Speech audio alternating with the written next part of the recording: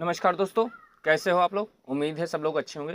दोस्तों, SSC GD जो है 2025 के लिए जिन लोगों ने अप्लाई कर दिया है और उनका ये क्वेश्चन है कि उनके लिए बेस्ट बुक्स कौन सी होगी, तो आज इसी पर वीडियो बनाने वाला हूँ मैं कि बेस्ट बुक कौन सी है। अगर आपने पहले से कोई बुक्स ले रखी है तो क्या वो आपके काम आ सकती है, और अगर नहीं ले रखी है तो आपको कौन सी बुक लेनी चाहिए, या फिर आपके पास कोई बुक्स है तो आपको कोई अलग बुक नई बुक लेनी चाहते हो तो आप कौन सी बुक लो। ठीक है, उससे पहले मैं बता दूं कि जिन लोगों ने अभी तक फॉर्म अप्लाई नहीं किया है आप जाके अप्लाई कर दो। हाई स्कूल बेसिस पे है, ठीक है। 18 से 23 वर्ष एज मांगी गई है और अच्छी खासी पोस्ट है इसमें, ठीक है। 39,481 पोस्ट है, 39,481 बहुत ज़्यादा पोस्ट है, ठीक है। हाई स्कूल मांगा गया है। 18 से और 23 के वर्ष में आपकी उम्र होनी चाहिए, मेल फीमेल दोनों के लिए ये है, ठीक है। और इसके बारे में मैंने एक वीडियो ऑलरेडी बना दिया है पूरा डिटेल में, ठीक है। इसमें किस किस आप बीएसएफ में जा सकते हो, सीआईएसएफ में जा सकते हो और सीआरपीएफ में जा सकते हो, एसएसबी में जा सकते हो, ठीक है। अब बात अगर कर लें बीएसएफ में 15,654, ठीक है, 15,654 पोस्ट है बीएसएफ में सिर्फ, ठीक है। 7,185 पोस्ट है सीआईएसएफ में, ठीक है। और 11,541 पोस्ट है सीआरपीएफ में, ठीक है। और एसएसबी में 819 पोस्ट है, ठीक है। और फिर पुलिस आईटीबीपी में है, आईटीबीपी 3,017 पोस्ट है, ठीक है।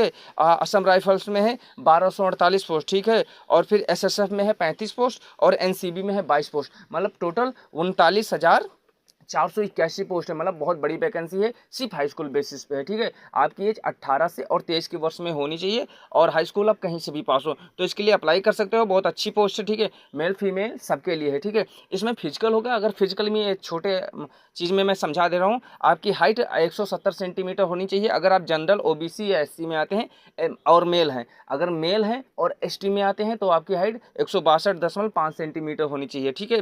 फीमेल हैं और जनरल ओबीसी और एससी में है तो आपकी हाइट 157 सेंटीमीटर होनी चाहिए। फीमेल हैं अगर और आप एसटी में आते हैं तो आपकी हाइट 150 सेंटीमीटर होनी चाहिए। इसमें अगर रेस की हम बात करें तो अगर आप मेल हैं, जनरल ओबीसी या फिर एससी में आते हैं तो आपको 5 किलोमीटर दौड़ना होगा 24 मिनट में, और 5 किलोमीटर ही 24 मिनट में एसटी वाले कैंडिडेट को लिए मेल के लिए दौड़ना पड़ेगा, ठीक है।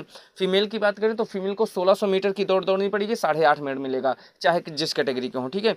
तो अच्छी खासी पोस्ट है, बहुत ज़्यादा पोस्ट है, आप इसके लिए अप्लाई कर दो। हाँ, अब बुक्स की बात, जिसके लिए मैं प्रॉपर ये वीडियो बनाने वाला था कि कौन सी बुक्स से आप पढ़ें। देखिए, अगर आपके पास आप पहले से तैयारी कर रहे हैं तो आपके पास कोई ना कोई बुक्स होगी, ठीक है। कोई ना कोई एक बुक होगी आपके पास, ठीक है।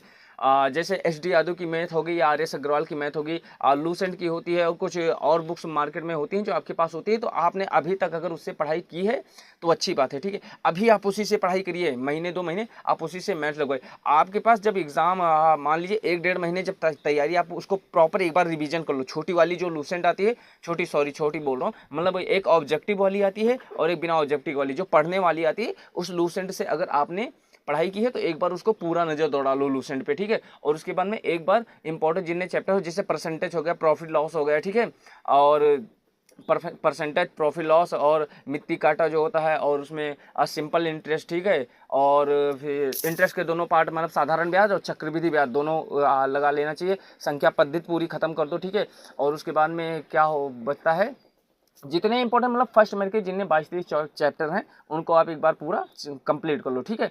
वो कंप्लीट होने के बाद में 20 से 22 चैप्टर जो होते हैं वो कंप्लीट कर लो। और उसके बाद में फिर आप आना इधर, एवरेज पूरा लगा लो। एवरेज लगाने के बाद में फिर आप जब आओगे, एलसीएम एचसीएफ भी पूरा खत्म करना है। देखो, संख्या पद्धति, एलसीएम एचसीएफ, ठीक है। और वो परसेंटेज, प्रॉफिट लॉस, एवरेज, ठीक है, साधारण ब्याज और चक्रवृद्धि ब्याज, ठीक है। ये सारी चीज़ें जब आपकी कंप्लीट हो जाए 20-22 जो चैप्टर हैं, फिर आपको जो बुक्स लेनी है वो बुक्स मैं बता दे रहा हूँ। देखो, एक चक्षु पब्लिकेशन की नई बुक आएगी, ठीक है, 2025 का एडिशन।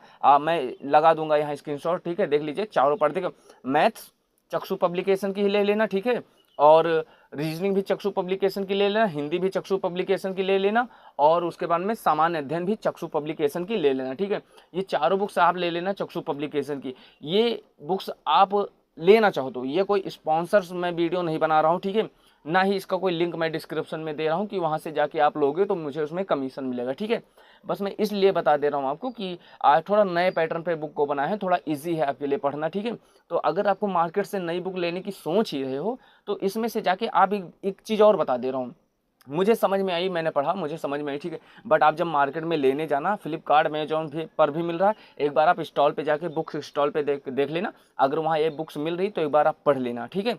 पढ़ के फिर उसके बाद में तब इसको लेना, क्योंकि अगर मुझे समझ में आ गई जरूरी नहीं आपको समझ में आ जाए, लेकिन आप पढ़ लेना, अगर आपको समझ में आ जाए आपको नई बुक्स लेनी है तो ले लेना, ठीक है। कोई स्पॉन्सर वीडियो नहीं है, इसलिए मैं बता दे रहा हूँ कि कोई ज़बरदस्ती नहीं है। मार्केट में देखो, जब स्टॉल पे आप जाओगे तो कई पब्लिकेशंस की बुक आपको मिलेगी, सेम मिलती जुलती बुक आप और पब्लिकेशन की देख लेना, ठीक है, अगर आपको समझ में आ जाए। अगर पुरानी बुक से आपने पढ़ लिया है तो फिर चक्षु पब्लिकेशन की या फिर एसडी पब्लिकेशन की या किसी पब्लिकेशन की या अरिहंत की एक प्रॉपर आएगा, जिसमें रीजनिंग होता है ना, गाइड जिसको बोलते हैं, रीजनिंग होगा, मैथ होगा, इंग्लिश होगा, सारी चीज़ें होंगी। तो एक प्रैक्टिस सेट ले लेना, एक वैसी बुक ले लेना, आप तैयारी करना अच्छे से आपका, और आपका निकल जाएगा, ठीक है।